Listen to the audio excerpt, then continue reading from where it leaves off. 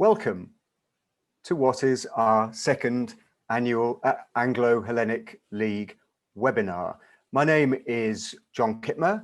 I am the chair of the Anglo-Hellenic League and your host for this evening. It's great to have you joining us here tonight. We have over 120 registrations. I hope that the bulk of you all make that and are here listening this evening. For those of you who are new to the League, let me start by saying a very few words about us. We are a charity operating mostly in London. We've been in business since 1913, and our main aim is to promote friendship and understanding between Britons and Greeks, between Britain and the world of Hellenism, whether in Greece itself, in Cyprus, or in the worldwide diaspora. We raise money for the relief of poverty and social exclusion in Greece and in the UK, and we run a programme of cultural events, mostly in London. We are a membership organisation. We have around 300 members at the moment, and we are supported by their subscriptions and by their donations, and also by grants from foundations that support our cultural activities. Like many charities, our activities this year have been substantially disrupted by the pandemic, and we have had to find new ways of communicating with our members and supporters, and indeed finding new audiences for the League. And Zoom webinars are our most recent attempt to do that. So you are particularly welcome if you're joining us here for the first time and are new to the League. Let me say a little bit about Zoom webinar, because I'm sure that some of you will be unfamiliar with the way in which the system works. Much of the evening is going to be a talk to slides rather as now, and I guess that most of you will be seeing me as the current talker in one corner of your screen and the slide that I have shared with you. Now, although I probably appear as a small corner of your screen, you can, if you wish, it's not compulsory, enlarge me and Michael when he comes to speak in a few moments by clicking on the corner of the screen and dragging it over the main slide, which is likely to be the bulk of your screen. And you can adjust this, as I say, by clicking and dragging relatively easily. Let me give you a word of assurance. If you're of a nervous disposition, we, the panel, cannot see or hear you. I have disabled this evening the chat and the hands up facilities on Zoom. So the only way that you, the audience, can communicate with the panel is through questions and answers. If on your screen you find the button Q&A and click on it, it should enlarge to form a text panel that you can use to communicate with the panelists by sending us text messages. I've configured this tonight so that you can all see the questions as they come up. Technical questions will be answered by my colleague Dimitris, who is sitting, as it were, behind the screen, ready to deal with any technical questions you may have. Questions for our speaker tonight, we will leave to the end. We're going to set aside 15 minutes or so to go through the most promising questions that you put to Michael, and you have the opportunity also to express your approval of particular questions that you like by voting on them. And we will, of course, look first and foremost to questions which we know you particularly in the audience want to ask Michael. The session tonight is being recorded, and if this works properly, we will upload it onto the Anglo-Hellenic League's YouTube channel over the next 24 hours or so. So if you drop out early or just want to see the evening's event again, it should be available over the next 24 hours on YouTube. Now, this is our last cultural event for 2020. The Council of the League is busy putting together a programme for 2021. This is an exciting year. It's the bicentennial of the Greek War of Independence, so there will be many events going on, not just in London, but across the UK. We will be busy too, so please do visit our website now and over the coming months to see the programme as it fills out. I will put up on the screen at the end of the evening the website address for those of you who haven't visited it before. Now, it is a great pleasure to introduce our speaker tonight, Michael Cullen.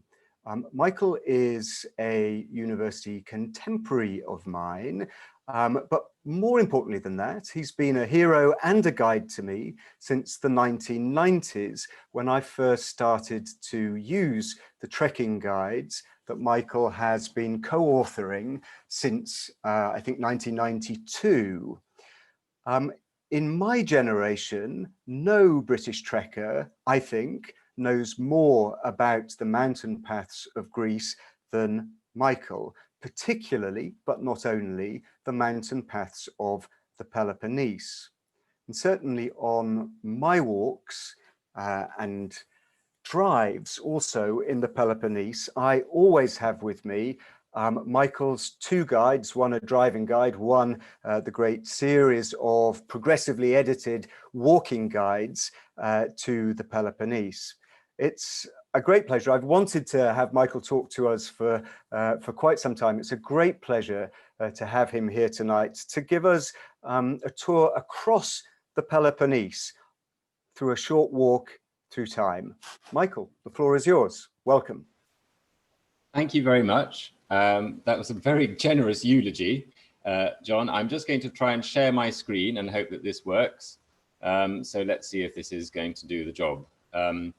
Hopefully, people will shortly be able to see a photo of a Greek landscape with some sky and clouds. This is just one of the many views that are taken on the Peloponnese Way, which, as you can see, I have labeled here a wild and beautiful 15-day, 225-kilometer hiking trail from the north of the Peloponnese, that's the Corinthian Gulf, to the south, that's the Messenian Gulf. I'm hoping that you can all see that now. And as John said, I will generally try and let the pictures do as much of the talking as possible. I'm aware that it's a strange time to be talking about an adventurous overseas trip when we're about to enter lockdown and of course winter, but perhaps this is a good time to fill your minds with images of freedom and beautiful nature and wilderness and a simpler life, which, you know, hopefully in the not too distant future will be available and open to us again. And certainly I think many of us, myself included, are making a lot of plans and dreams for forthcoming trips and travels, so that when it is all possible again, we can do something that really feels special and unique, and that gives us some challenges and insights, perhaps not just into the region that we're visiting, but also into our own way of life. And certainly doing this 2-week walk was something of a eureka moment, an insight for me. I first did it in its entirety 4 years ago in 2016 with my brother, who was celebrating his 50th birthday that year. And when I asked what he wanted for his birthday present, he just said, I want to go back to the childhood landscapes that we relished and enjoyed so much. And I want to do it with some family members. And I realized that that would be the perfect thing to do with him. Just for those, I haven't really explained that I was actually born and brought up in Greece. My parents moved there 56 years ago or so, each of them, I think, thinking it would just be for a year. But Greece has this habit of working its magic on people, and 1 year became 2, and then 3, and then 50 or more, with the result that we spent our childhoods there. And some of my happiest memories are from camping trips, especially in the Peloponnese and also in the mountains of the mainland, which was perhaps one of the many seeds of inspiration that made me want to go and explore the hinterland and the mountain paths of this beautiful country. So Matthew and I walked the length of the Peloponnese in 2016 over the course of about 3 weeks, and condensed it into a 2-week trail. And it was a wonderful experience, I think, for both of us, obviously because of the scenic beauty and the sense of stillness and contemplation that it gives you to be away from fast-moving traffic for so long, and also quite a big digital detox, partly out of necessity. But also, you know, it became something that I thought I could perhaps create a new experience based largely on existing footpaths. And this is what I'm going to try and share with you today. I'm just going to show you a few pictures that might surprise you. Before I do that, I would like to just show you a map of the Peloponnese. So probably most of you will know where this is, but if not, you can see Athens. Hopefully you might be able to see my cursor in the top right-hand corner. And the Peloponnese here is this 3-fingered landmass in the center of the picture. And this little rainbow line of dots indicates the rough route of the trail, each one of those being one of the overnight stops. So there are really 14 overnight stops on the trail, and it rather neatly divides into 2 halves with Tripoli in the middle, so that those who like the idea but can't take 2 whole weeks out of their work can do 1 week, 1 year, and then if they liked it, return to do the second half the following year. And in addition to these 14 days, there are optional add-on days to conquer some of the summits or to make detours left and right. So I mentioned I would show you some of the images that, just a little snapshot here, just before I get into it in more detail, some of the kinds of scenery that you might expect. And you might be surprised by this, especially if your travels to Greece or your knowledge of Greece is based mainly around the islands and the coastal areas. It has a huge and wild and beautiful hinterland of mountains, many of which are covered in fir and pine forest. You can see this here. This is actually the view you wake up to on the 2nd day of the trail. So very quickly, you've escaped, if you like, the sounds and sights of civilization, and you feel as if you've stepped back a century or 2. In fact, in this particular case, it's almost exactly 2, because the building that you're looking at is a fortress that featured in a battle of 1828 between the Ottoman Turks and the Greeks of the citizens of the newly independent state of Greece. And that's another side that I think is quite interesting during the walk, is to discover a bit of the more modern history, by which I mean Byzantine, Ottoman, and 20th century events of this country, which are often overlooked perhaps in the sort of more classical accounts, but which loom large as you walk through the Peloponnese. And notably, in fact, the War of Independence, which ostensibly started on the 25th of March, 1821, with the raising of a flag in a monastery very near this picture. So perhaps the bicentenary is a fitting time to be thinking about that. The mountain landscapes are really stunning. And again, it might surprise you if you've just seen the beaches and the coast or the whitewashed villages of the Cyclades, that there should be something which perhaps is more reminiscent of, I don't know, the Pyrenees or the Jura in places. And it is training your eye on distant horizons, for me, is such a relaxing thing to do after so many weeks of staring at a computer screen right in front of your nose. There you can see my brother, who will feature largely in the photos that are to come, because most of them are taken from this 2016 traverse of the Peloponnese. There were 1 or 2 days of not so good weather where I've had to fall back on other trips, which I've done in the region. John may not have mentioned, but for about 10 years during the 90s, I actually made a profession of creating and leading hiking trips throughout mainland Greece and a couple of the islands as well. So I've had to sort of go back into my archives and get some of those photos out. Nowadays, I still love Greece with the same passion, and particularly the wilderness and the mountains, but it is difficult to make a career out of it. I mean, there are companies that do. Instead, I've turned my focus more to my professional focus more to the sort of digital side of travel. But as I said, wherever possible, I love to escape and go totally analog. You may also be surprised how lush some of the scenery in the coming pictures is. It obviously depends when you go. The trail is best in spring, by which I mean April and May, possibly early June, or autumn, by which I mean the late September or throughout October, or possibly into early November. I've actually just come back from the Peloponnese the day before yesterday, and the weather was glorious, apart from one huge stormy day on which I would not like to have been up any of the mountains that you're about to see. Nevertheless, there is quite a lot of water in various guises, and wild swimming is one of the great pleasures of going in spring. Obviously, if you go in autumn, then swimming in the still warm seas at the beginning and the end of the trail is a commensurate pleasure. But if you do go in spring, wildflowers, carpets of them, is another glory. If you're a botanist, and I hasten to add, I am not a trained botanist nor a trained historian, but I do love sort of enjoying the flowers and perhaps learning a little bit about what they meant to the ancients in terms of their usage or their myths. And so I'll be showing you a few pictures of flowers as we virtually walk the length of the Peloponnese. The villages that we meet are another lovely insight. These mountain villages they sort of range from deserted to nearly deserted in the times that we visit. Many of them come to life in July and August when people from the plains return to their village, and they usually have houses there, and obviously the mountain air is much cooler and it's a delight to be up there.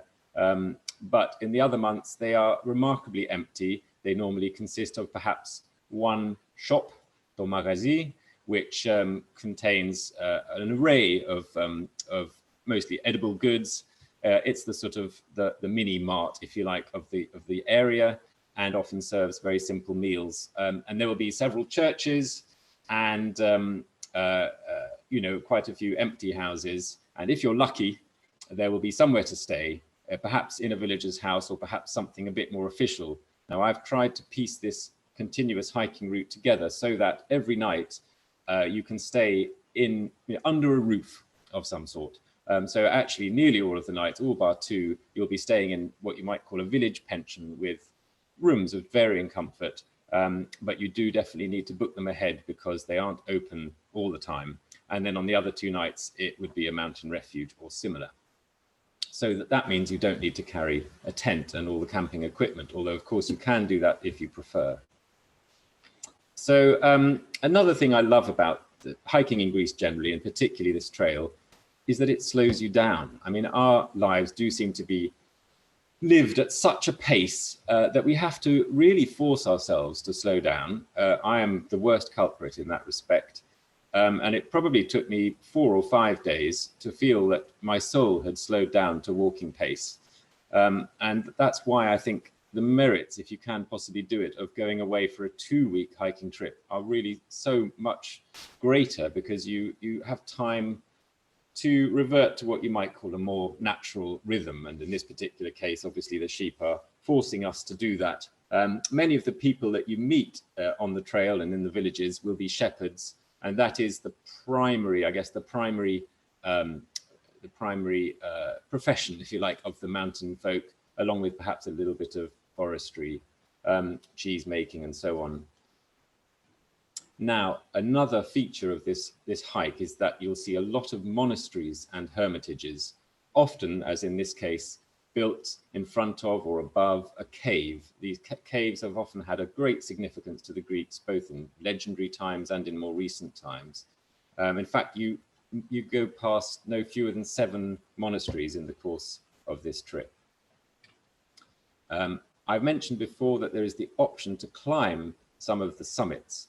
So this route crosses 4 ranges of over 2,000 meters or 6,500 feet, not to be sniffed at, of course. Now, the trail does not go over the summits of them because that would make the season very short. Basically, they're covered in snow from typically December through to early or mid-April.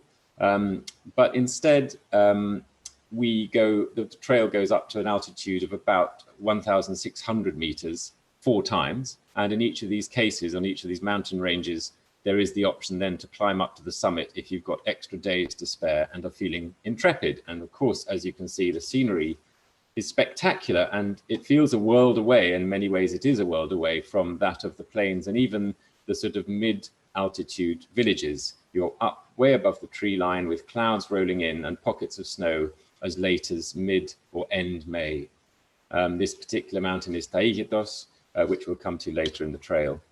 And talking of trails, a thing that is really a sort of a treasure for me of the Greek countryside are the kalderimia, the cobbled mule paths in varying states of repair, which were built often in Byzantine and Ottoman times. So perhaps several centuries old, perhaps as often as 1,000 years old in some cases. And these are the arteries, if you like, of the hinterland, and it's sometimes surprising to see such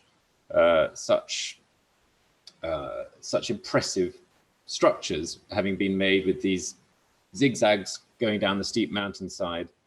It makes you realize that this region, all these regions, were in fact densely populated at times when perhaps piracy or malaria were rife in the coastal areas. So those are some of the things that I particularly love about the Peloponnese. And above all, it's the fact that it packs so much variety into what is quite a small area. In fact, it is the proverbial size of Wales. I don't quite know why Wales is always used as the unit of measurement when comparing an area, but it turns out that the Peloponnese is the size of Wales. So that should give you a good point of reference. And yet it contains all manner of biotopes, if you like, from river gorges to the summits that we've seen, to beautiful orchards and woodlands, and of course the coast. So it's a lovely mixture. I shouldn't go any further without paying a huge tribute to the people that created and now maintain the E4 footpath, on which my route is based. That also runs all the way through the Peloponnese, and it's part of a trans-European trail which starts in Cabo de São Vicente in Portugal and then follows the south coast of Spain, goes in a huge arc through the Alps and the Carpathian Mountains, and then comes down rather sketchily, I believe, through Bulgaria, Macedonia, North Macedonia, and enters Greece around Mount Gramos, and then comes all the way down the backbone of the Greek mainland, which is the Pindos Mountains, and then jumps across the Gulf of Corinth and traverses the Peloponnese. In fact, if you are keen to do the whole of that trail, you can follow the E4 at the southern tip of Peloponnese, not the route of my Peloponnese Way, but head instead to Yithia, which is a port from where you can catch the ferry to Crete. And the E4 then continues west to east across Crete. Still not satisfied, it is possible then to continue and traverse the length of Cyprus. So it really is a trans-European trail, of which I'm just showing a tiniest snapshot. But as I mentioned, there are 2 people in particular who have valiantly been maintaining the Peloponnese section of the E4. And as you can see, it's not always plain sailing. Sometimes it's very rough and very thorny, and you're advised to take the road. But generally, Yorgos Kanelopoulos, who you will see here playing the bouzouki, who is a live wire and a force of nature. He and his Swiss friend Rolf Gorst have done sterling work in signing and maintaining the trail, the E4 trail. As I mentioned, I do depart from that in several places because there are a few places where it follows a paved road, and I have a bit of a thing about avoiding paved roads. Also, they don't necessarily climb to some of the highest summits or to the trailhead for the highest summits, and there are 1 or 2 gorges and monasteries that are quite close to the E4 trail but lie just off it, which I was very keen to incorporate. So that is why I've made about 6 detours from the E4 in the course of the trail. Just a few words on the practicals for those of you who might genuinely be thinking of doing this. And obviously, I'm happy to answer lots of questions at the end if you have them. It is advisable, obviously, to carry as light as possible a backpack. Something in the region of 45 to 65 liters is a good size, but it really is important when you're doing a 2-week point-to-point hike that you don't take anything that you don't intend to use, apart perhaps from the first aid kit. My brother will attest, I'm a bit of a stickler for that. I've been known to squeeze extra toothpaste out of the tube so that I only leave in the tube what I imagine we're going to need for the 15 days. But obviously you don't need to go quite to those lengths, but really you will curse yourself for every unnecessary item that you've packed. Two things that are extremely necessary: long trousers or long sleeves, because it can be thorny, as previously mentioned, and sun protection, particularly sun hats, sunglasses, and sun cream, obviously. And water is another crucial factor when you are planning your walks, because especially in the autumn time, the springs are few and far between, and it's really important to have plenty of water storage space. And my top tip on that is, in fact, to fill one bottle overnight and put it in the freezer overnight if the place where you're staying has a freezer. Obviously, don't fill it to the brim because it'll explode. And then when you take it the next day, it will gradually melt, and you can actually mix it with another bottle of liquid water so that you constantly have your own source of beautifully cold drinking water. We tended to take very simple picnic lunches, but actually the ingredients are so fresh and so delicious that you never tire of them. Obviously, the ingredients of a Greek salad with perhaps some salami topped up. You'll see in the background a map. It's really important to take, I would say, the Anavasi maps, 4 of which cover the Peloponnese and which are unrivaled in their detail and accuracy. In fact, there isn't really any alternative to them, but they've been beautifully compiled by a mother and daughter team of 2, really, out of Athens, who have, with great passion, compiled 1 in 30,000 and 1 in 50,000 maps for almost all of the country, certainly the interesting and more mountainous areas. And I obviously also take my notebook so that I can turn my findings where justified into a book. I mentioned pensions or rooms for rent. I mean, this is one of the more comfortable ones. It is, in fact, the Archondiko, the guest house run by Yorgos Kanellopoulos, the bouziki playing hero who you saw earlier, in the village of Anavriti. You may find a slight issue, as my brother and I did, that many of the rooms have only a double bed, so it's helpful if you know the person you're traveling with quite well. In the evenings, we tend to just have simple-ish dinners in the local tavernas, pites, pies, salads, and all kinds of grilled meats tend to be the staples, all delicious. It's difficult, in fact, to lose weight, even if that's what you think you might be doing. So here I come now to a bit more detail on the route.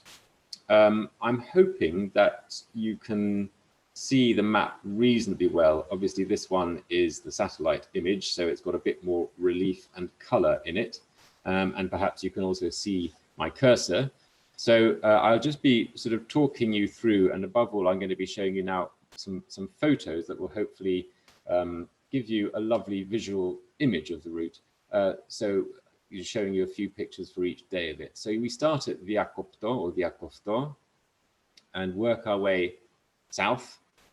Here past Kalavrita, some of you may have heard of that. It's a slightly larger town, past Planitero, Klitoria or Mazeica, Dara, down to Vitina, and here you've crossed the first range, which is Mount Helmos or Aroania, and you're into the second range, which is the very forested, as you can see on the map, Menalo range, and then we cross over to Kapsas and down to Tripoli, and that takes a week. And as I say, if you don't have the energy or the time to do the full walk, you can then jump on a bus in Tripoli and head either back to Athens in the northeast or down southwest to Kalamata, both of which have airports. Just a word of practical advice: to get to the Diakopto, there are buses and, generally speaking, trains, which serve Patras, which is up in the north coast of the Peloponnese, so you can get there quite easily. And this map is actually available online. I'll give you some of the references and resources at the end. So here is the first, a few images of the first day's walk. Strangely, we walk alongside a railway. Now that's much more glamorous than it sounds. You can see here that it's built in and on and alongside a very dramatic limestone gorge, the Vuraikos. And you can see that there's a very narrow gauge railway, in fact, one of the narrowest in Europe, certainly. And there are only 3 to 5 trains a day, and they go really at jogging pace almost. So you don't need to worry about those. And in fact, it's one of the loveliest ways to discover this gorge. The railway was built at the end of the 19th century. It was a French team who got the gig, but they immediately passed the building of it to Italian labourers who they deemed better and probably cheaper. In fact, I was looking it up. Their initial estimates were a cost of, I think it was let me just check. It was 10 months' time and 1 million drachmas. And the final build took 5.5 years and cost 3.5 million drachmas. So some things never change, I suppose, in terms of ambitious forecasts or bids. But it is the most spectacular engineering feat. And you can see that how it's carved into the limestone ledges. Now, you may be surprised to see lots of people here. We chose the first weekend in May, which purely by coincidence is the one day of the year when it seems the entire population of Kalavrita, up at the top of the railway line, walks down it. There's a kind of sponsored walk in a bid to get everyone out and fit. And we were going the other way, which took us by surprise, because I'd just been saying to Matthew, we won't see anyone on the whole walk, maybe 1 or 2 other hikers. And then, of course, about 5,000 people came down the railway the other way. But there was something very gratifying about the fact we were going the other way and into the interior of the Peloponnese. It's a lovely, wild bit of nature otherwise. There are otters, dippers flying along the riverbed. And eventually you come to the village of Zahloru, where I depart from the E4 trail and head up the mountain to, in fact, this is where, if you're lucky, you can spend the first night. It's the guest house of the monastery of Megaspilio, or the Great Cave. And you can see it has the most dramatic position high above the Vuraikos Valley, which you can see down to the right. You do obviously have to book ahead, because it's normally reserved for pilgrims, but in a sense, who is more of a pilgrim than the hiker? The monastery itself is a modern structure. It's been burnt and pillaged many times. So it's perhaps not the most spectacular externally, but it's tucked in at the foot of this dramatic cliff. And like many of the monasteries, there are lots of stories about its foundation, which revolve, as so often, around a miracle working icon. In this case, it was discovered in the 4th century. I think it was around 362 AD, which makes it one of the oldest monasteries in Greece, by a shepherdess called Ephrosini. And it was attributed to the evangelist Luke. And this icon has performed several miracles in the intervening centuries. First of all, Ephrosini herself, who had taken shelter in the cave from a big storm, found that she was sharing it with a huge serpent, and she invoked the Virgin Mary to rid her of the serpent, whereupon it promptly disappeared. So she was very thankful for that, and she then went to the elders who called in Theodore and Simeon, who then attributed the icon to Luke the Evangelist, and you can still see it in the museum of the monastery. There's something interesting about the veneration of icons in Greek culture, in my opinion. The idea that hermits, who are very often the founders of these monasteries, spent years and years creating beautiful objects with which to give praise to God. And in the process of doing so, they imbued some of the saintliness of their thoughts into the object itself. And perhaps that is part of the explanation about why the objects are able to perform miracles with God's help. And this is something that you'll see in pretty much all the monasteries that lie on this trail. There's a miraculous icon of some sort. It's also interesting that icons are so prized. I think it could be a lingering side effect of iconoclasm, which was the sort of 8th century period when the Byzantine Empire couldn't decide whether icons should or shouldn't be banned in church as per the commandment, thou shalt not have a graven image. And the Eastern Byzantines felt that they shouldn't, whereas the Western, including the Greeks, felt that they should. And there was a lot of destruction of treasures and icons, after which I think there was a sort of renewed enthusiasm and vigor for trying to depict saints and Christ himself in 2 or 3 dimensions, or maybe more. So anyway, we head up from the monastery into this deep fir forest, and immediately you feel miles from anywhere. You're in the foothills of Mount Helmos, as I mentioned. The wildflowers are stunning. This is, as I said, the first week of May. You're at an altitude here of about 1,500 meters. Here are some tulips. I think it's a Tulipa orphanidea. If there are botanists in the audience, please feel free to correct me with your comments at the end. I will welcome them. And eventually you come to the Xirocambos plateau around 1,650 meters, where, among other things, you can see the snowy backdrop of Mount Helmos. And behind that is the source of the Styx, the river that divides the world from the underworld, which can, in fact, be visited not on this trail because it's really quite a tough hike. But as you know, there's something quite spectacular about thinking you can get to the place where Achilles was immortalized. We also go past a ski center, which may take you by surprise. There are 2 ski centers that lie just off the Peloponnese Way. And this one was, in fact, it was built or donated by the Germans in reparation for an atrocity that happened in Calavrita, just down the mountainside, in World War II, in which, in reprisal for the shooting of about 70 or 80 German soldiers, the entire population of Calavrita and the surrounding villages was destined to be massacred. And indeed, all the men and boys aged over 15, bar a handful who had very lucky escapes, were shot. And the women and the children were due to be killed by being enclosed in the burning school. But the story has it that an Austrian soldier took pity on them and slashed the door down, allowing them all to escape. He himself was shot for his dissent. It's a pretty gruesome story, but I do quite like the idea that the ski center was given in reparation because it is a source of income and pride for many, many years to come. And Athenians enjoy going skiing here. It's about, 3 hours drive from Athens.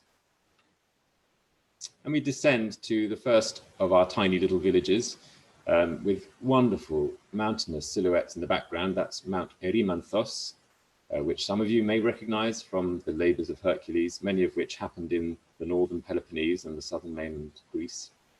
And the next day, we head slightly further down, and here the scenery becomes a bit more maquis-based, scrubby. I'm making it sound rather unattractive, but it's actually beautiful. We enter into the nomos, or county of Arcadia, or Arcadia, which, as the name suggests, is still very idyllic and bucolic with lots of little shepherd settlements and very few large towns apart from Tripoli. I love this section because I think it has a real feeling of stepping back in time. As you head down, you can in fact make a detour to another cave, this one which is visitable, called the Cave of the Lake, Tsispiliaton Limnon, or Spilioton Limnon. It has a series of 13 stepped or terraced lakes with wonderful stalactites, stalagmites, and other calcite formations. And then you continue down to the village of Planitero. This village has very fond memories for me because it was here that I first came in 1987 while studying at university. I took a group of friends. They all wanted to come to Greece at Easter time, and I persuaded them, instead of going to the island, to first come and explore the mountains of the North Peloponnese, not really knowing what I was doing or why I wanted to go there. I'd just always seen this huge wall of mountains and thought, what lies on the other side?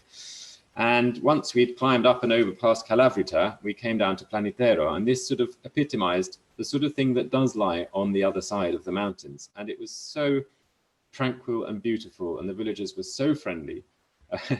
We didn't have tents at all, and we found there was no rooms for rent officially, but they just had a health center built. So they allowed us to go and stay in the health center, which felt very strange, sleeping on sleeping bags and carry mats on the floor of the waiting room. And then they treated us to lovely dinners, very few of which they let us pay for. And we made day tours up into the day hikes up into the mountains. And it was at this point that I thought, Greece really has got something here. I think I could be falling in love with the idea of hiking in Greece. And then each of the following years at university, I repeated the Easter hiking trips until I felt that there was actually the material for setting up a company doing hiking trips, which is what I subsequently did.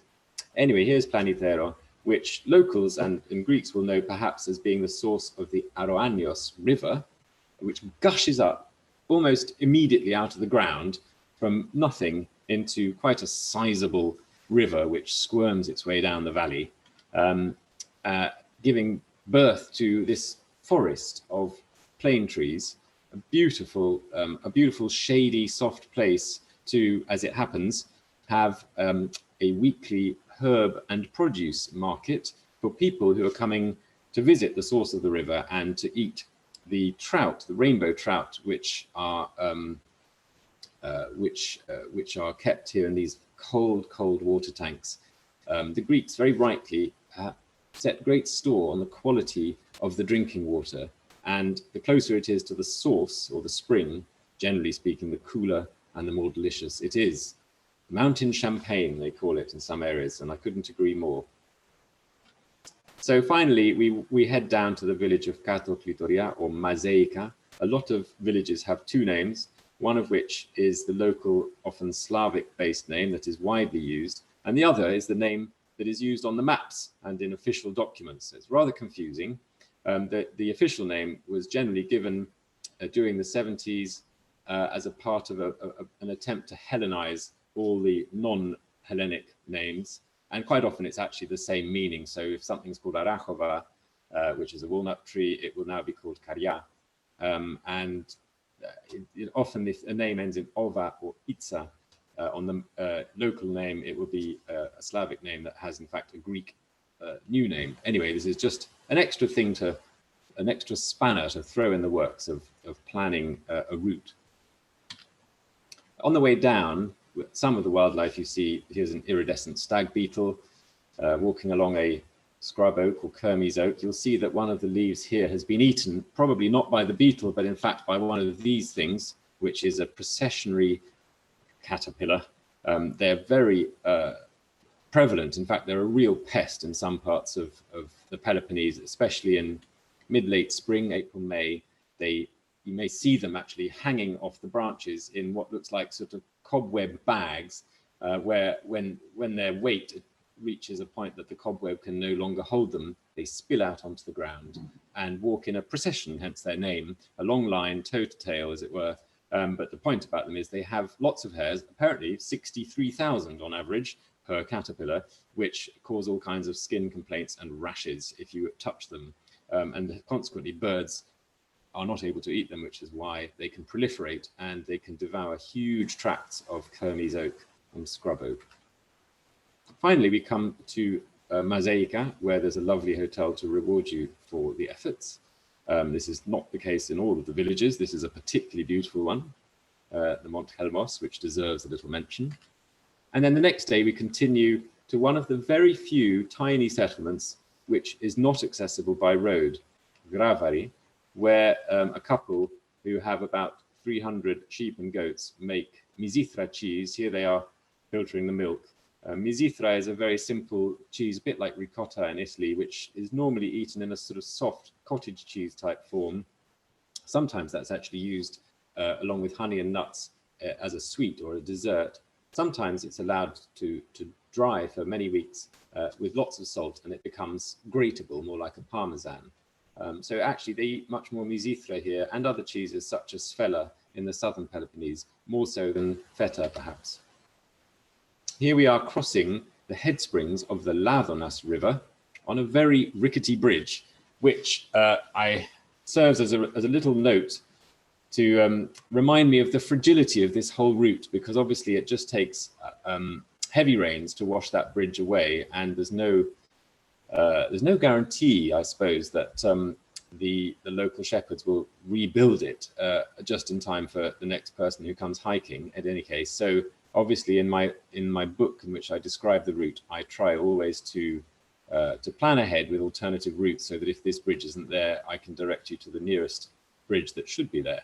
But certainly these hiking trails are not like, I don't know, the waymarked trails of perhaps the Alps or the Pyrenees or the Scottish mountains. Perhaps you do have to have a certain amount of initiative.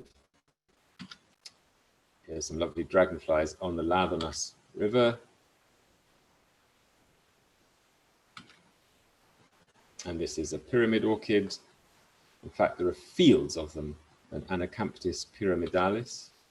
Finally, we come to the village of Vara, and we can stay in the guest house of the Cordopati sisters, who are three extremely effusive and ebullient ladies who live in Tripolis and work as teachers. I think two of them are teachers and one is a civil servant. And in their free time, they managed to maintain this pension, this little hotel. And they were so welcoming and so thrilled at the idea that I could be bringing more tourists here, that they plied us with so much food that we could hardly move by the time we left. This was one of about 7 courses that faced us at breakfast time. And I realized that perhaps our challenge of the day was not going to be finding the route or avoiding the sharp rocks, but it was just going to be managing to leave the guest house. We did so with sort of 3 days of provisions in our rucksacks. Pites pies, delicious spinach and cheese pies, kuluria, you name it, nuts. And this is to go alongside a 2-kilogram bag of walnuts that a lady in a previous guest house had given me. And because I love walnuts so much, I couldn't resist taking them, despite the fact that half of the weight that I was carrying was clearly inedible shell. Anyway, this is just a token, is an example of just the extreme generosity of the Greeks that you'll meet along the way. Here's one one of the 4 places where the route is not quite continuous. That is, I suggest taking a taxi. I'm just seeing something flashing up on my screen, John, but I'm sure that's not important. Because there was a bit of paved road, but once you've left the paved road, there's a wonderful footpath up to Kernitsas convent, or it used to be a monastery, now it's a nunnery, which once again was founded on the site of a cave where a hermit once lived. The nuns have kept the gardens looking beautiful, and this is the crypt, in fact, built around the cave in question, with all the censers hanging from the roof of the cave and plenty of icons for you to admire. And then you drop down to this river where you can have perhaps the 2nd or 3rd of the wild swims on the way. I should mention that this river dries up completely in June or possibly July, so this only applies for the spring walkers. And here is an example of an old arched stone bridge, which is part of this network of calderinia, or mule paths, that I referred to earlier. Still there, completely, you can't reach it by road, so it's purely a footbridge. But what an impressive one. Savarena Bridge, that was. And then there's an opportunity to drop down into another gorge. This is Mavralitharia, before reaching the town of Vitina, which is one of the larger towns in central Arcadia. Here's some of the sort of typical produce you might see, a lot of oregano and thyme. I know that the moniker for this talk was a short walk through time, but perhaps a more realistic one, and I do apologize about the pun, a more realistic one may have been a long walk through all manner of herbs and flowers, not limited to thyme, oregano, sage, etc.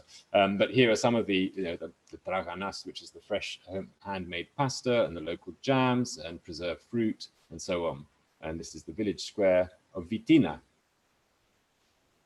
I'm going to try and speed up a bit because I realize that I'm overrunning a bit. So I will just mention a few words on some of the following days. This is the last day of part 1, where we cross the fir forests of Mount Menalo.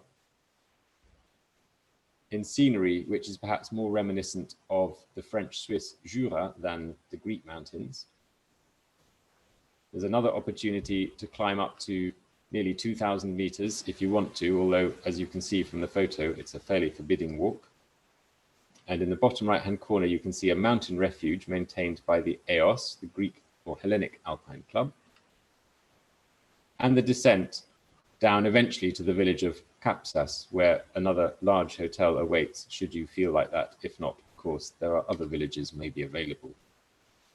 A little note just to sort of say that the speed of walking here can slow right down as you stop and look at the beautiful rock roses or cistus, mating butterflies, more white rock rose, campanula, and cyclamen, before finally reaching the town of Tripolis, which is the only sizable town on the route, and it's a good place to stock up and tend to your blisters. People often ask me, did you get blisters? Well, the answer is yes, but we don't need to go into too many details. That's my brother's foot.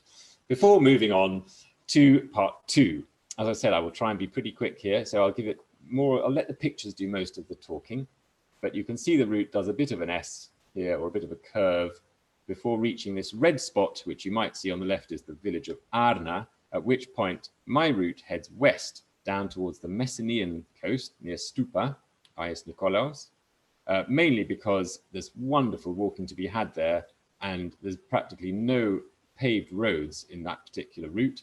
And of course, it also gives you easy access to Kalamata if that's where you're flying out of. But the E4 itself continues down to Yithio, which is this harbor here. Some of it is on paved roads and it takes an extra day. That's perhaps why I've chosen to head west. This mountain here is Mount Taygetos, which I mentioned earlier, and this large green area is Mount Padmanas, still thankfully green, but let's keep our fingers crossed that there are no forest fires like those of 2007. So again, a short taxi out of Tripolis brings us into the valleys which lead up to the village of Voliana. And here we reach the watershed where, in fact, 3 counties almost meet. You're looking north here towards Arbolida, and obviously northwest to Arcadia or Arcadia, and south towards Laconia, which is the next county on our route. The next mountain on our route is Parnon or Parnonas, whose summit of Megali Turla you can see in the background here, looking very lunar and humpy. And in the foreground is the village of Aios Petros, which is the overnight stop. And from Aios Petros, you can either walk or take a 2-kilometer taxi transfer to Malevis convent or nunnery, where again, this is, I've diverted from the E4 here to make the ascent over the sort of shoulder of Mount Parnonas. And this is one of my favorite days in the whole fortnight. Well, you'll see actually, you head up through these wonderful fir forests into these sort of subalpine meadows. This strange contraption is a shepherd's shelter, and I mention it just because you think you're miles from anywhere, but there's normally someone watching you. Maybe a goat or 100 goats, or it may be the goat herd or shepherd. And I poked my head in, and this is what it looked like inside. Had a quick chat with the shepherd, and these kind of encounters are such fun. And if you're camping, actually, it's quite nice to be camping near some of the sort of semi-nomadic or semi-transhumant shepherds, because they are great raconteurs. We head up to the plateau beneath the summit of Parnonas, which you can see in the background. This is the chapel of Aelias. Over the plateau where, among other things, in May, there are profusions around the plateau of mountain tea, tsaituvunu, which is a herb from the sage family called Sideratus syriacus, which is delicious and very good for the digestion. And I always pick quite a lot of it, and in fact, bring it home and enjoy it in England, because it's a delicious drink, especially when sweetened with Greek honey. The route then takes us down, again, through more fir forest, past some impressive goat, who seemed to me like he might be a 21st century embodiment of Pan. Pan, of course, was one of the residents, if I can call him that, of Arcadia, and also, of course, the origin of the word panic, which is the fear that grips you if you've spent too long in the mountains. And finally, we come to the very remote village of Vamvaku, which you can see in the bottom of the photo. And if anyone is thinking that it's ripe, their lives are ripe for a change of direction and a new start, very sadly, the guest house in Vamvaku, the chap who ran it, Costis, has decided that it's just not worth it anymore, which means that there is a vacancy to go and run this guest house. I wouldn't expect more than 2 or 4 people passing per week, and then only during the months of April to October. But if you've got a novel in you that you need to write, it would be great, both for the village and of course for the Peloponnese Way, because at the moment it's a little difficult to get accommodation in the village until we find a new philakas or warden to man the village guest house. And there it is in the picture. Now, from Vamvaku, there is another lovely detour. We're still off the E4, by the way, on the Peloponnese Way, and this is to the cliffside hermitage of Ayakriaki, one of my favorite spots, so peaceful. I'm sure there are some sad stories associated with it, as well as some very impressive feats of stone engineering. But there's quite a steep and vertiginous path up to it, but clearly it's a detour. You don't go out of the back of the cave, so those who don't want to do it don't have to. And then the path continues down the valley, eventually rejoining the E4 in this wooded valley, which is very popular with wild boar. That's not a particularly good photo, but it was taken with my phone. It's the best I could get. Until you reach, well, this is ancient Sparta. You don't walk all the way there, unfortunately, because you intercept the highway from Tripoli to Sparta, at which point I urge those who are walking to either get on a bus or summon a taxi, because it really isn't much fun walking the last 10 kilometers into Sparta. Now, you can stay in Sparta, which, as you may know if you've been, is not perhaps as impressive as you would hope. The Spartans, being quite a functional civilization, didn't leave as many temples and theaters and other civic buildings as other city-states in the Peloponnese, but the setting is fantastic. Tucked into the plateau at the foot of Mount Taygetos, whose snowy summits you can see in the background. In fact, a lot of people prefer instead to stay in the village of Mistras, which is pictured here, and that is set at the foot of another rocky foothill of Taygetos, which you can see here, that's capped by a Frankish castle and whose slopes are packed with amazing Byzantine stone buildings, including this Palace of the Despots. This is where the Despotate of the Morea or Peloponnese had its seat. And in fact, after the fall of Constantinople, so for I think 7 years, from 1453 to 1460, it therefore became the capital of the shrinking Byzantine Empire. It's a beautiful spot, full of lovely, often frescoed, cruciform Byzantine chapels. And there's a real sense of history about this ghost town, as well as spectacular views from the castle at the top. There's one working nunnery. I think this might be number 5 on our list of 7. And then we leave Mistras and head up one of the many steep-sided limestone gorges into the heart of the Taygetos range, which is the last of the 4 mountain ranges that we cross. Once again, there is a place of extreme beauty and probably sadness in this gorge. This is the cave chapel called Langadiotissa, or Virgin Mary, the ravine dweller.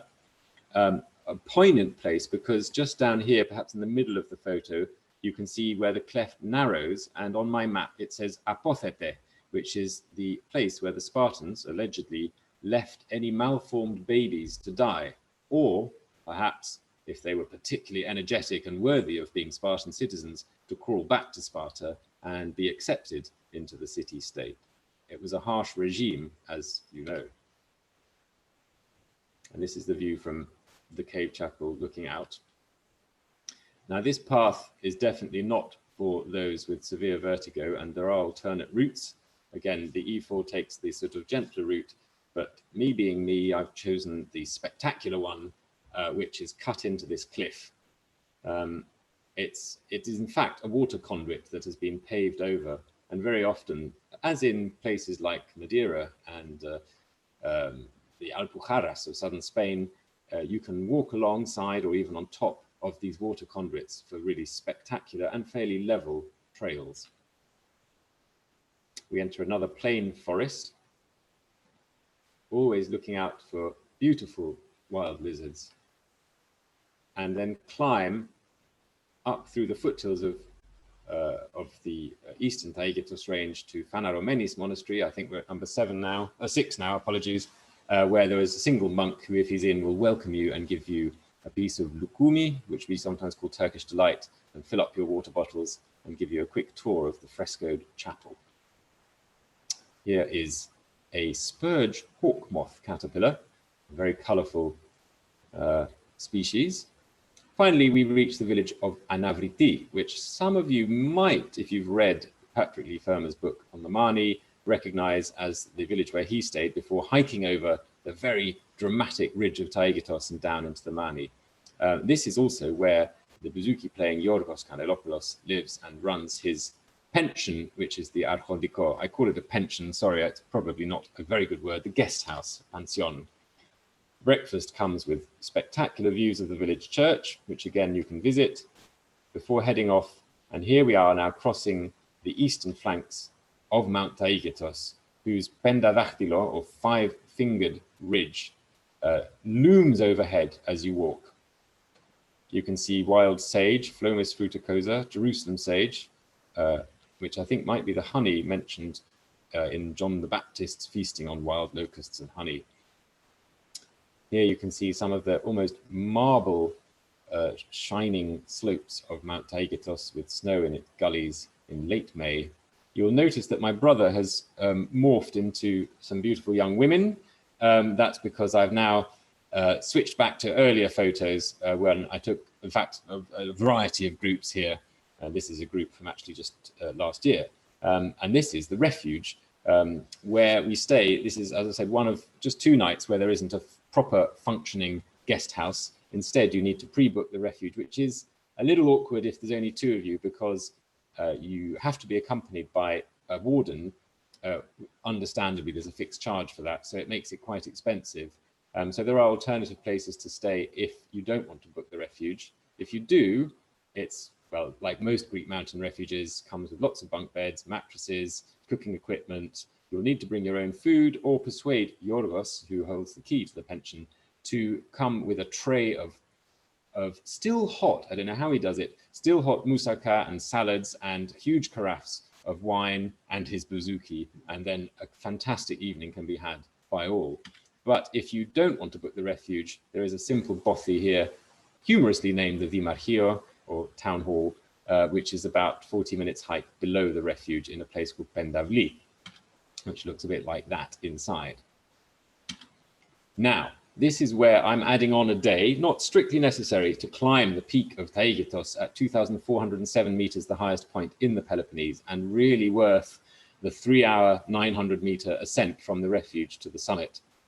It's a really spectacular hike and pretty well signed, or pretty well trailed, with views over the whole of the Peloponnese.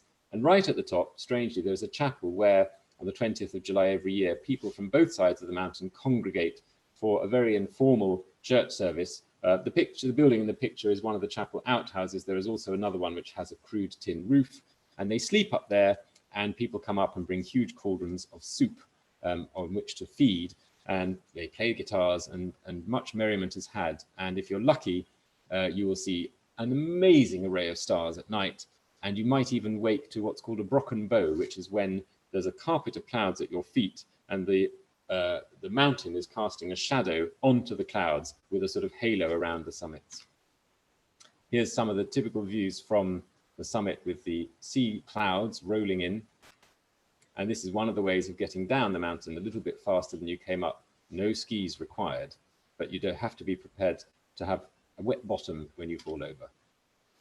Continuing now from the refuge, there's some quite steep descents into the plateau of Pendavli, and through this wonderful forest called Vasiliki, the royal forest with century-old black pines, which thankfully are still intact.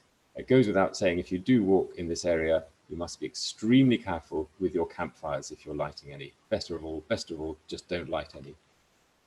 We go past a tiny chapel, Aianakis, underneath the summit of Anina, and along a lovely path which is built into the natural striation or ledge of the limestone mountain, before descending, now looking out towards the Gulf of Gythio, and you might even be able to see the dim silhouette of Kythira Island in the distance, to the village of Arna, which, like all good self-respecting Greek villages, has a huge plane tree at its center.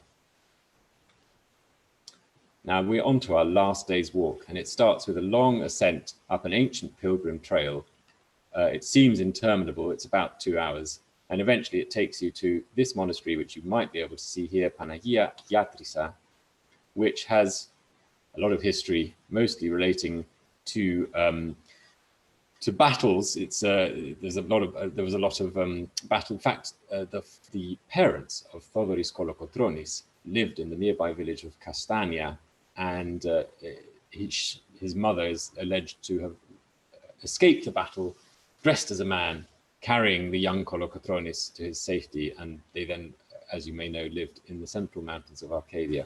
Here is the monastery. It's covered in frescoes inside, which are new. The passion for wall painting and the inside of churches continues unabated.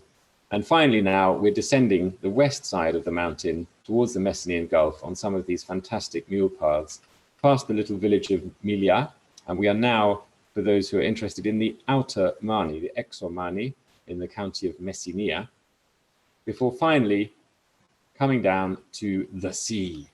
And here we are at Pandasi Beach, where the trail finally ends, and you can finally put away your hiking shoes and go for a lovely swim. So I think now I have reached the end of the trail.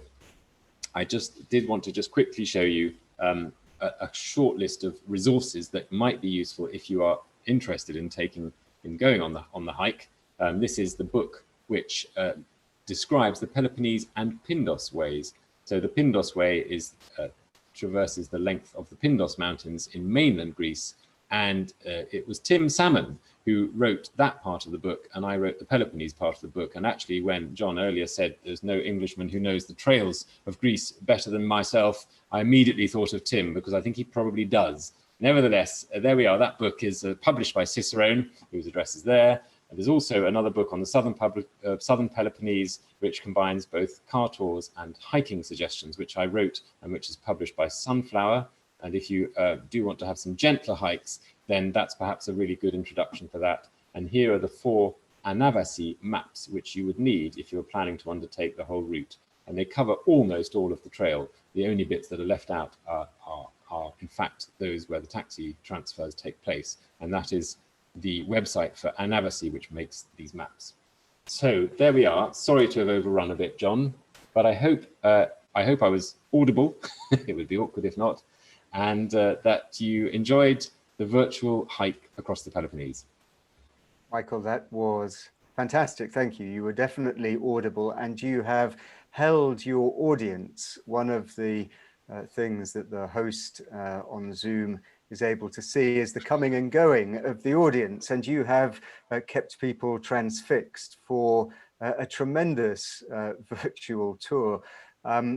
I guess, unlike you, many of us haven't managed to get to Greece this summer or this early autumn, and being able to see the full glory of the Peloponnese in this walking path has been fantastic. Thank you for brilliant photos, for animating it alongside the map so we always knew where we were, and telling such great stories.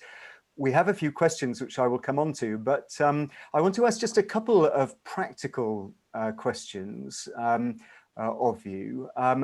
It's great to see the Anavasi maps here alongside the two tours, but how the two guides. But how difficult is the Peloponnese Way? Do you need to take with you a compass? Do you need to take a GPS with you? I mean, are the routes well indicated one way or the other? Some of it's the E4, some of it, as you've been telling us, are diversions. Are you going to get lost?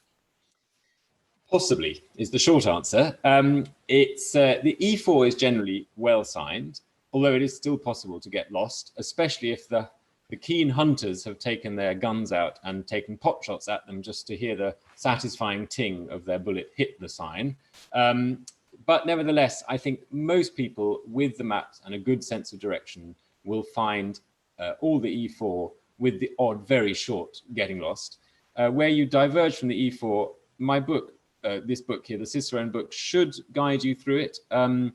It's a difficult question for me to answer because obviously once you know the route, you tend to not be able to imagine what it's like not to know the route. But I do know that there are cases like the rickety bridge where perhaps a key part of the trail has gone missing, and then you do need to have some initiative. I don't think you need a compass, but you need to be able to read a map.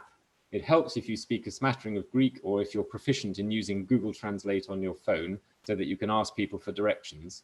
And it obviously helps to be fit and obviously to have boots that are worn in and a rucksack that's comfortable and the strap won't break on day 3. So I would say you should have definitely got some experience walking in mixed terrain in sort of mid-altitude mountains, by which I mean perhaps something equivalent to Scotland or Wales.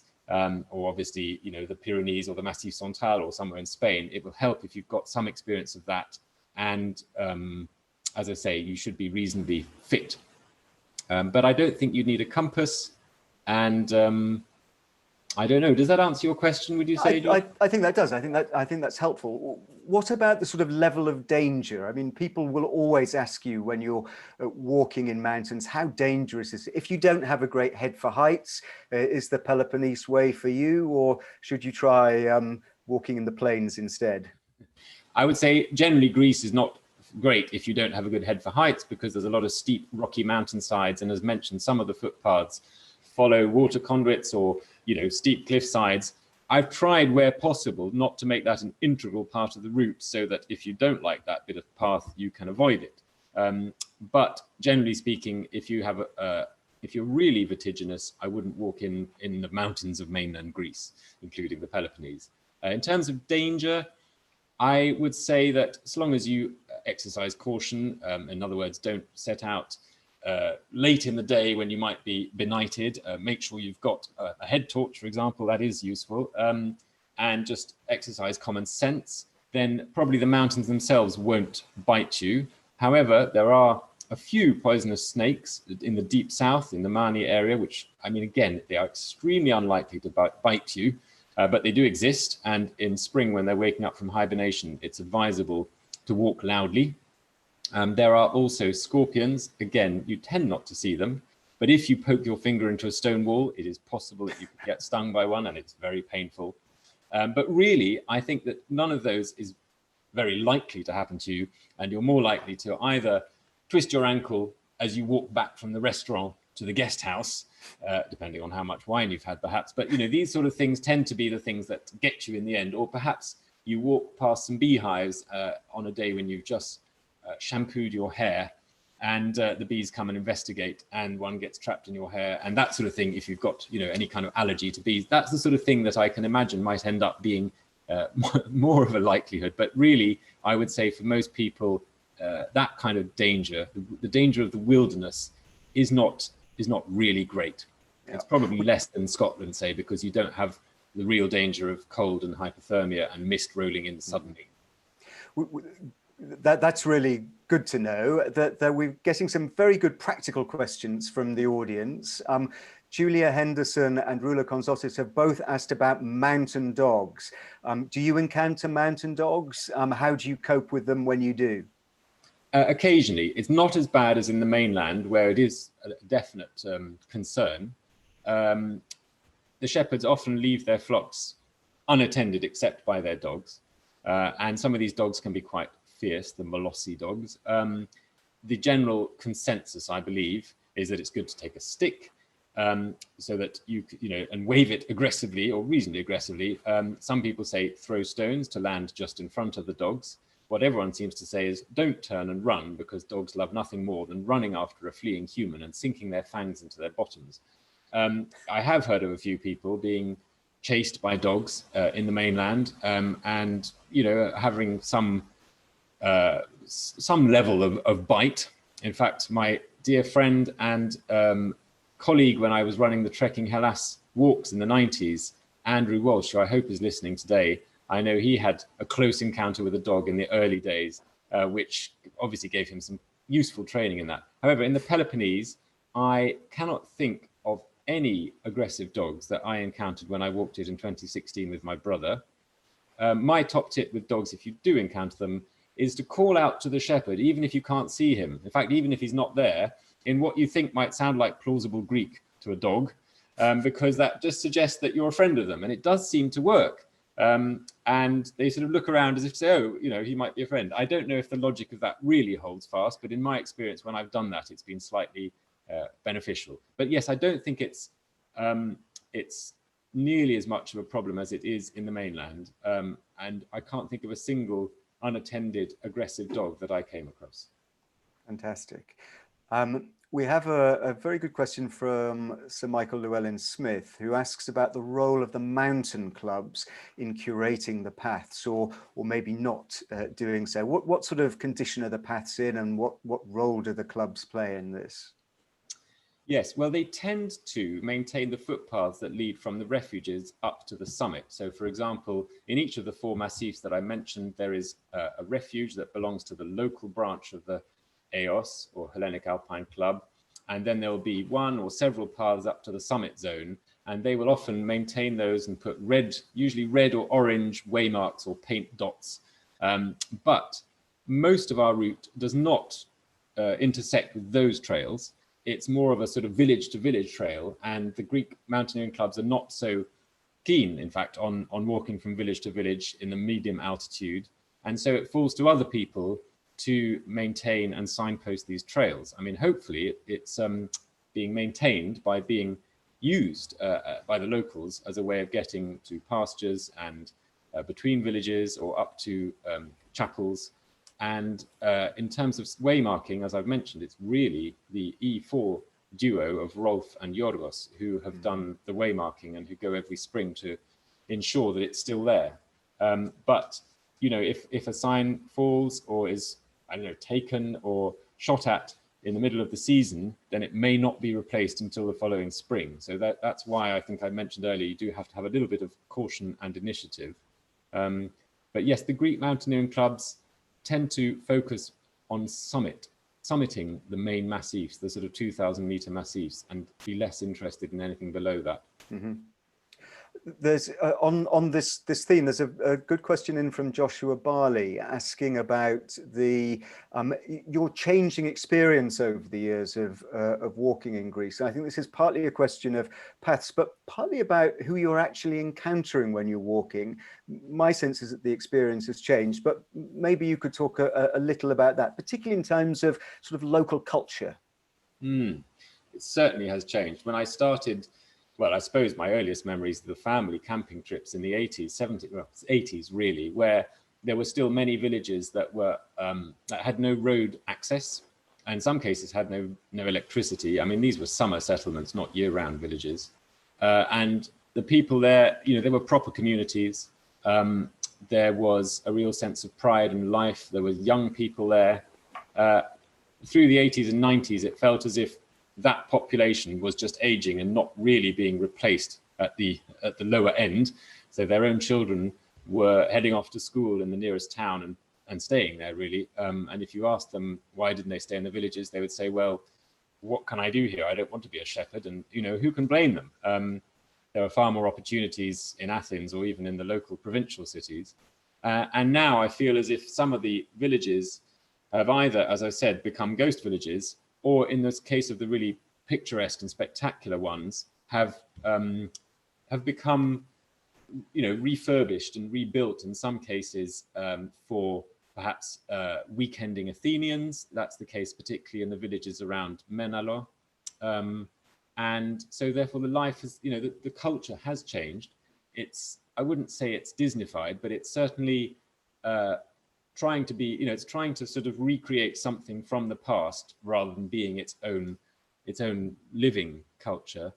And as I said, I mean, to take just one example, the village of Vara, with the guest house run by the 3 hyperactive sisters, is, you know, they would love to be in that village, but there's just not enough to keep them there. They're highly educated, so they've moved to Tripoli, but they come back every weekend to open up their guest house for weekenders. And it's only if you come midweek that, of course, it becomes a bit complicated, because you have to phone ahead and say, could they find a way to come from Tripoli midweek to open up the guest house for you to stay? So they've sort of become weekending villages often. I don't know if that answers enough of the points that you asked about the kind of the culture. I think this is a good and helpful answer. We've got an associated question from Constantine Buhaya, asking about how you do read as you go along. Clearly, if you're going past an archaeological site, it's kind of easy. There are very good archaeological guides to Greece, but most of us are struck as we're walking along remote mountain paths that were passing deserted buildings, deserted terraces. How have you learned about what you're seeing and how to contextualize what you're seeing as you're walking in the Peloponnese? It's hard. There's not much literature out there. Initially, I've done a lot of asking and chatting to people. I mean, it's not always the most reliable source of information, but certainly when it comes to legends and monastic stories, I think reliability is not the most important factor. What you really want is a good story and what local people believe to be true. And so often that's where I start. In the 90s, when, in the days before the internet, it was very hard to get much further. You know, I sometimes would turn to, well, I'd usually turn first of all to my father, Encyclopedia Hellenica, as I like to think of him, who seemed to know the answers to almost everything that I could ask him about Greece, having lived there as he did for so many years. But, you know, it's still, there would be ruined villages perhaps, or there might be, I don't know, a threshing floor. Now, if you don't know what a threshing floor looks like and you see a circular paved space on the middle of a mountain, you might be slightly perplexed. And there's nothing really to tell you what that is. I mean, again, the Anavasi, excuse me, the Anavasi maps and guidebooks do sometimes have a little bit of information on these kind of things that you're passing, but it's a bit of it's a riddle, really. You just have to deduce as best you can. And then nowadays, of course, there are documents online, usually written in Greek, which with a bit of internet sleuthing you can unveil, but it's hard work. I'm going to unfortunately have to wind up in a moment or two, but also on the history of the Peloponnese. You mentioned earlier the process of changing Slavic names. We have a question from Clive Black. Why did the villages, or some of the villages, have Slavic names to be Hellenized, as it were? Because they had been populated by often transhuman peoples that had come down from the Balkan countries. In fact, there are parts of, obviously, the mainland Greece, there are parts which speak Vlach languages, and in the southeast Peloponnese and central Peloponnese, there's Saconian, which is a Slavic-based dialect, I guess you'd call it, a language, really. It's a different language. In fact, I don't know if you spotted this, full marks if you did, but the shepherdess who was pouring the goat's milk into the kind of jerry can had very shining bright blue eyes, which you might think is unusual for Greeks, but actually it's surprisingly common in the mountains of the Peloponnese and the mainland. And I always attribute this to the fact that the original Greeks, if we can call them that, were from the north. They were Dorians, and so they many of them had blonde or lighter hair and blue eyes, and that applies particularly to the Slavic tribe. So yes, that's why they have Slavic names, you know, because they were initially settled by Slavic people. Excellent, fantastic. My last question is not really a question, it's a point, but I want to let you know, because you probably haven't been able to keep track of the Q&A that you're joined by your co-author Tim Salmon tonight. It's fantastic that he has tuned into this.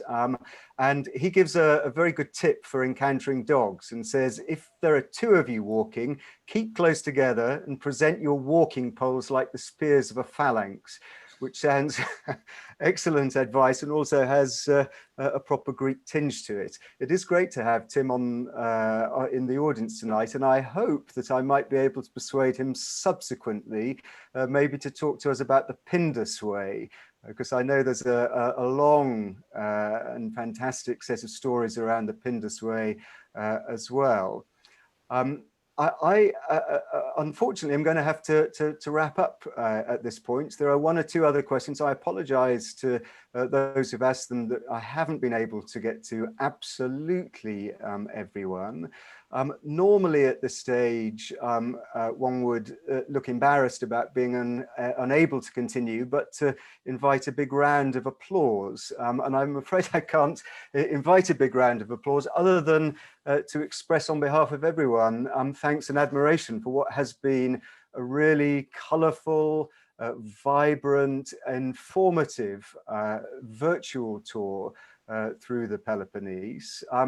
I would like you just to give us one final observation, just to say when we should do it and whether we should travel on our own or walk with others, just to give you the last word, as it were, before I finally just do some homekeeping at the end. Thank you. Well, I think that's probably out of our hands as to when. You know, it depends on powers beyond our own, not least the COVID pandemic. But if you can go, I mean, it's always good to have something to look forward to, isn't it? And I have a vague plan to go next April. So you might, if you do that, even see me on the route, on the trail, which I believe is the best time, the last 2 weeks of April, next year, that is. Obviously, you know, we don't know whether you'll be able to travel then, but I think that's the best time to go. I prefer the spring over the autumn because of the wildflowers, the snow, and the greater availability of spring water and the river swimming. Yeah, I think it's important to have a plan, and it's important when traveling, especially if traveling is rationed, to make every trip really count so that you're not just sort of Instagram tourism, but you're really experiencing something deeply and slowly and possibly letting it change yourself. And for me, that's what something like a 2-week hike, and particularly in such a magical region as this, can do. So I would urge you to try and make a very special plan for 2021, whether it's the Peloponnese Way or something else, but something you've always wanted to do, because I feel as if, you know, the fact that travel is so much harder is going to make us think more carefully about what we do with our precious annual leave. And I hope that the Peloponnese Way might be the sort of thing that people will consider. I think that's fantastic encouragement. I think we all need things to look forward to as well at the moment. So a walk along the Peloponnesian Way in 2021 sounds a very good thing to me. Thank you again, Michael, hugely for this talk. It has been a fantastic evening. Just a reminder to the audience, we have been recording this, so I will put it up on the screen on the YouTube channel over the next 24 hours or so. I promised at the start to let you have our website address where you can find more information about our emerging program for 2021. You'll also find information there about joining the League, about our constitution, who we are, how we operate. Please take a look. If you're interested in joining us, drop us a line at the info box, info@anglo-hellenicleague.org. We really hope to see you again. Being able to run webinars has enabled us to spread considerably beyond London. We will certainly continue this experiment next year because we think it's been successful, but we also hope next year to return to the Hellenic Centre, which is our home and where we're able to meet our audience as well as to put on fabulous talks like this evening. Please follow us on Twitter. Follow us on LinkedIn, follow us on Facebook as well, and become a member and join in. Thank you very much. Good night to everyone.